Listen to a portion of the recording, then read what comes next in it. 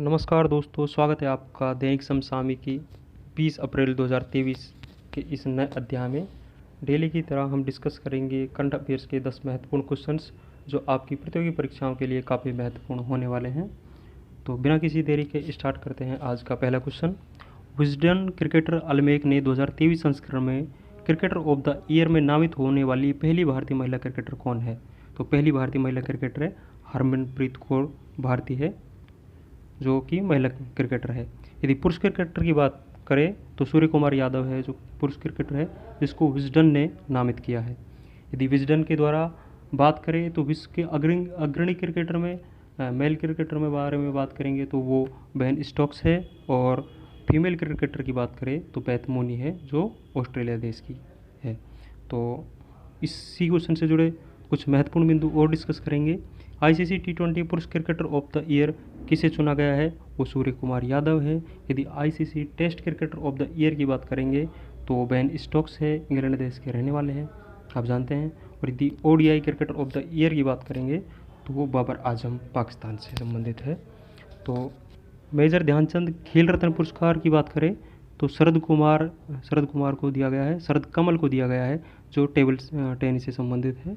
और women IPL अभी हाल ही में आयोजित किया गया, जिसका विजेता मुंबई इंडियंस है, जिसकी कप्तान हरमनप्रीत कौर ही जिसकी कप्तान थी। फर्स्ट संस्करण था, ये भी आपको ध्यान रखना है। तो नेक्स्ट क्वेश्चन डिस्कस करेंगे। नेक्स्ट क्वेश्चन में है कि भारत की महर्षि पहल का संबंध किससे है? अभी हाल ही में एक पहल स्टार्ट की गई है महर्षि पहल, इसका संबंध किससे है? तो इस पहल का संबंध है जो मोटे अनाज बाजरे से संबंधित ये पहल है, जिसका उद्देश्य है पर्यावरण अनुकूल कृषि को बढ़ावा देना।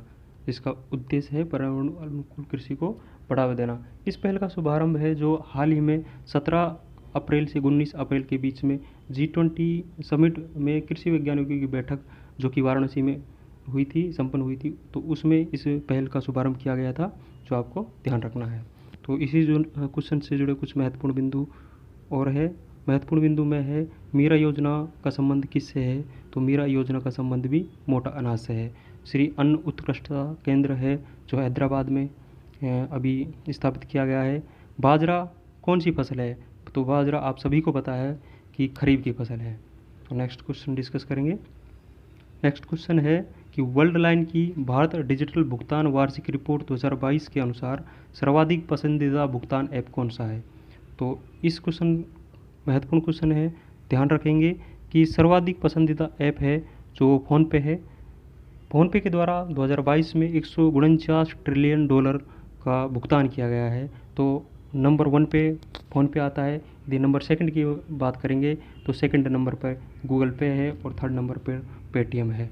तो सबसे ज़्यादा भुगतान हो किस स्टेट में किया गया ये भी ध्यान रखना है। फर्स्ट पोजीशन पे केरल है, सेकंड पे महाराष्ट्र है और थर्ड पे तमिलनाडु है।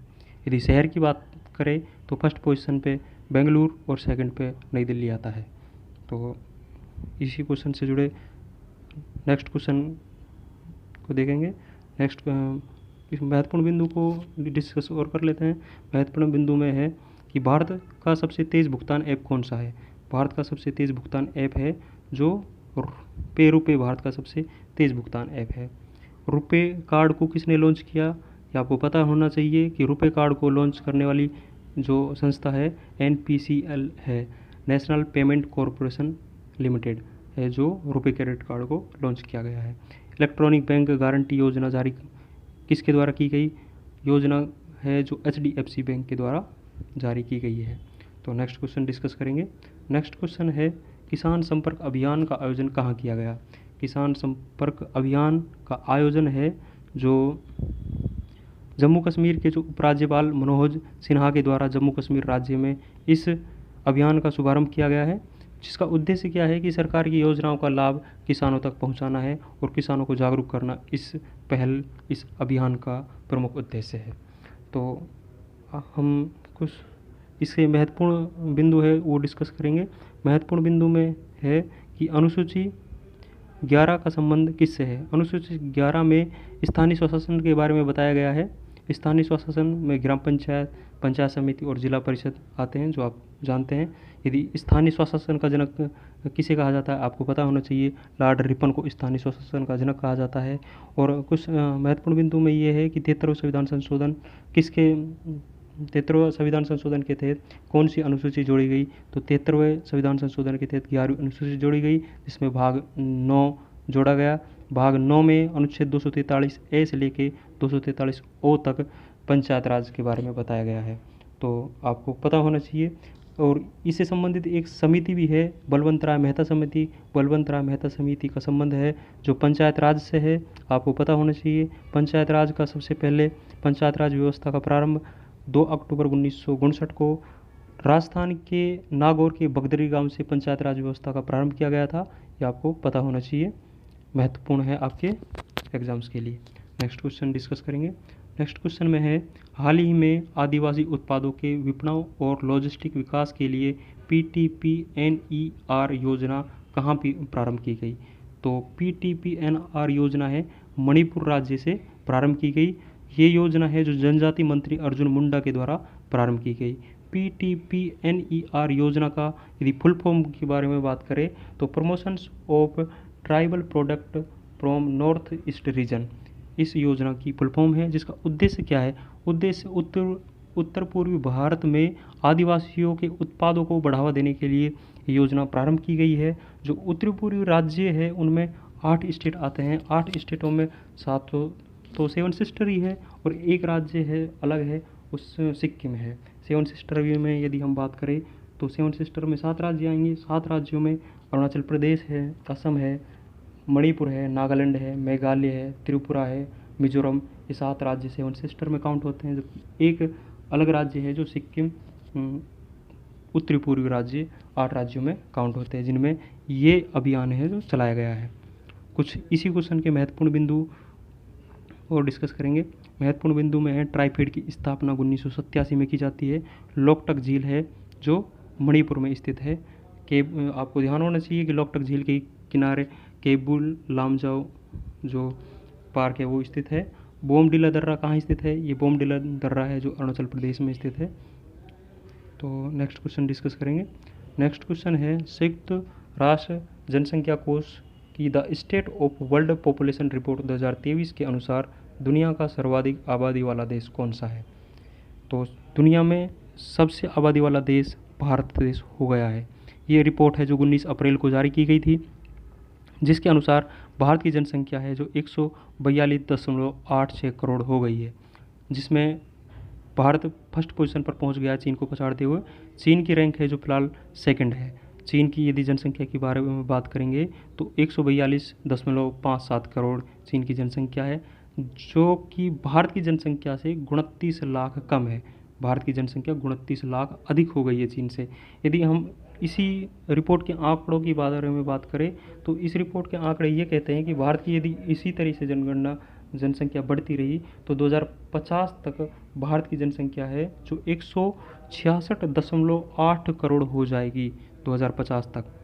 ध्यान दें, 2050 तक भारत की जनसंख्या 166.8 करोड़ हो जाएगी। और यदि चीन के बारे में बात करें तो 2050 तक चाइना की जनसंख्या है जो 131 करोड़ होगी। इसके अनुसार भी भारत की जनसंख्या चीन की जनसंख्या से 38 करोड़ अधिक होगी। बहुत भयानक आंकड़े हैं जिन पर हमें गौर करना है। और इसी क्वेश्चन से जुड़े महत्वपूर्ण बिंदु है। महत्वपूर्ण बिंदु में जनसंख्या किस सूची का विषय है, तो आपको पता होना चाहिए कि जनसंख्या है जो संघ सूची का विषय है। और जनगणना कब शुरू की गई थी, यदि जनगणना की शुरुआत लॉर्ड मेयो के काल में की गई थी और दशक की जनगणना है जो लॉर्ड रिपन के काल में 1881 में दशक के रूप में तो 1881 में, और वैसे यदि फर्स्ट टाइम जनसंख्या के बारे में बात करें तो 1872 में स्टार्ट की गई थी। आपको ध्यान होना चाहिए। यदि भारत के सर्वाधिक जनसंख्या में स्टेट है जो उत्तर प्रदेश आता है और सबसे कम जनसंख्या है जो सिक्किम की है, आपको पता हो। नेक्स्ट क्वेश्चन डिस्कस करेंगे। नेक्स्ट क्वेश्चन में है कि हाल ही में गर्मियों में पानी की समस्या से निपटने के लिए जल बजट अपनाने वाला पहला राज्य कौन सा है, तो पानी की समस्या से निपटने के लिए जल बजट को अपनाने वाला पहला राज्य है जो केरल है, जिसके मुख्यमंत्री पिनराई विजयन है। पिनरई विजन के द्वारा आगामी समय में गर्मियों के समय जल की समस्या से निपटने के लिए ये जल बजट पेश किया गया है। तो पहला राज्य केरल बन गया है। तो आपको इसका ध्यान होना चाहिए। तो इससे जुड़े कुछ महत्वपूर्ण बिंदु है। महत्वपूर्ण बिंदु देखेंगे कि जल जन अभियान कहाँ प्रारंभ किया गया। जल जन अभियान है जो राजस्थान के माउंट आबू में प्रारंभ किया गया। पहला UN जल सम्मेलन है जो न्यूयॉर्क USA में अभी हाल ही में संपन्न हुआ था।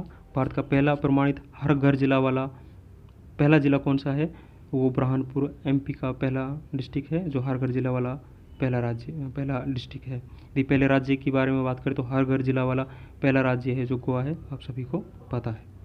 नेक्स्ट क्वेश्चन डिस्कस करेंगे।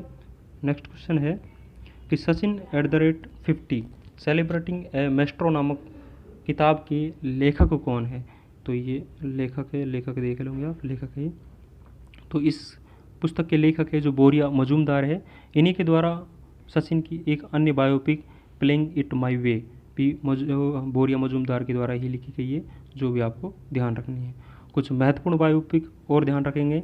महत्वपूर्ण बायोपिक में है 800 ऑटोबायोग्राफी, मतलब 800 ऑटोबायोग्राफी है जो मुथैया मुरलीधरन की है, जो कि हमने कल की करंट अफेयर्स में भी पढ़ा था, आपको ध्यान होना चाहिए। नो स्पिन बायोपिक है जो शेरन वॉर्न की है। और a century is not enough Sourav Ganguly की बायोपिक है, आपको पता होना चाहिए। ब्लू नामक बायोपिक है जो सुरेश रैना की बायोपिक है, आपको ध्यान है। और एक अन्य बायोपिक में बारे में बात करें तो the test of my life Yuvraj Singh की बायोपिक है। The race of my life Milkha Singh की बायोपिक है। एज अगेंस्ट ओड्स ये सानी मिर्जा की बायोपिक है। माइंड मास्टर विश्वनाथ आनंद की बायोपिक है। Long walk to freedom Nelson Mandela की बायोपिक है, आपको ध्यान होना चाहिए। यदि हम मुथैया मुरलीधरन के बारे में एक फैक्ट ध्यान रखेंगे कि ICC हॉल ऑफ फेम में शामिल पहला क्रिकेटर है जो मुथैया मुरलीधरन था, जिसे 2006 में ICC हॉल ऑफ फेम में शामिल किया गया था, आपको ध्यान हो। तो नेक्स्ट क्वेश्चन डिस्कस करेंगे। नेक्स्ट क्वेश्चन में है हाल ही में अज्ञात शवों का DNA डेटाबेस बनाने वाला पहला राज्य कौन सा है। तो जिन शवों की पहचान नहीं की जाती है उन शवों को DNA के माध्यम से उनकी पहचान करने के लिए पहला राज्य है जो हिमाचल प्रदेश बन गया है। इस पहल को स्टार्ट करने के लिए करने वाला पहला राज्य हिमाचल प्रदेश बन गया है, आपको ध्यान रखना है।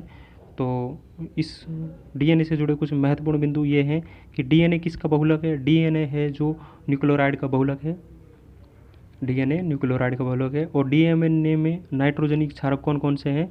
तो DNA में नाइट्रोजनी क्षारक की बात करेंगे तो एडिनिन, गवानिन, थायमिन और साइटोसिन, ये जो नाइट्रोजन क्षारक है जिसकी हम शॉर्ट ट्रिक में कर सकते हैं याद, AG ताराचंद। एडिनिन, गवानिन, थायमिन और AG ताराचंद साइटोसिन। तो हम इसको शॉर्ट ट्रिक में भी याद कर सकते हैं। आज की करंट अफेयर से जुड़ा लास्ट क्वेश्चन हम डिस्कस करेंगे। लास्ट क्वेश्चन जो कि 10वां नंबर का क्वेश्चन है, विश्व स्वास्थ्य संगठन द्वारा विश्व लीवर दिवस प्रतिवर्ष कब मनाया जाता है। विश्व स्वास्थ्य संगठन के द्वारा प्रतिवर्ष जो लीवर दिवस है कब मनाया जाता है। तो ये दिवस है जो 19 अप्रैल को मनाया जाता है। थीम क्या है इस बार की 2023 में, थीम है सतर्क रहे वो नियमित चेकअप करे, इस वर्ष की थीम है। इस दिवस का शुभारंभ है जो शुरुआत है 2012 में की गई थी, ये आपको ध्यान रखना है। और कल और परसों की करंट अफेयर्स में हमने 2 महत्वपूर्ण डे और डिस्कस किए थे, जिसमें 17 अप्रैल और 18 अप्रैल का था। 17 अप्रैल को हमने डिस्कस किया था विश्व हीमोफीलिया दिवस, जिसकी थीम थी एक्सेस टू ऑल। और 18 अप्रैल को हमने डिस्कस किया था विश्व धरोहर दिवस। विश्व धरोहर दिवस की बात करें तो जिसकी थीम थी हेरिटेज चेंजेज, जिसकी थीम थी। तो यह भी आपको ध्यान रखना है। कुछ महत्वपूर्ण दिवस और ध्यान रखेंगे। कुछ महत्वपूर्ण दिवस में है कि विश्व TB दिवस कब मनाया जाता है, जिसे क्षयरोग दिवस भी कहा जाता है, तो ये 24 मार्च को मनाया जाता है। और विश्व मलेरिया दिवस 25 अप्रैल को मनाया जाता है। विश्व कैंसर दिवस है जो 4 फरवरी को मनाया जाता है, ये भी आपको ध्यान रखना है। तो कैसा लगा हमारा प्रयास आपको कमेंट बॉक्स में ज़रूर बताएं। इस वीडियो की जो PDF है टेलीग्राम चैनल जीनेस्टॉक से आप डाउनलोड कर सकते हो, जिसका लिंक हम इस वीडियो के डिस्क्रिप्शन में पिन कर देंगे। तो कैसी लगी आपको वीडियो ज़रूर बताना है। यदि आप चैनल पर नए हो तो चैनल को ज़रूर से सब्सक्राइब करें और अपने दोस्तों के साथ ज़रूर शेयर करें। और आप यदि कोई सुझाव देना चाह रहे हो कि इस वीडियो में ये कमी है, आपको ये सुधार करना चाहिए, तो आपका सभी का सुझाव आमंत्रित है, वेलकम है आप सभी का। आप कमेंट ज़रूर करके बताएं कि आप इस तरह का इस वीडियो में सुधार कर सकते हो। हमारे ये आपका कमेंट हमें और ज़्यादा मोटिवेट करेगा। तो प्लीज़ सभी लोग कमेंट करें जिनको लगता है कि वास्तव में ही कुछ सुधार की आवश्यकता है। तो आज के लिए बस इतना ही। Thank you. कल मिलेंगे नेक्स्ट डे।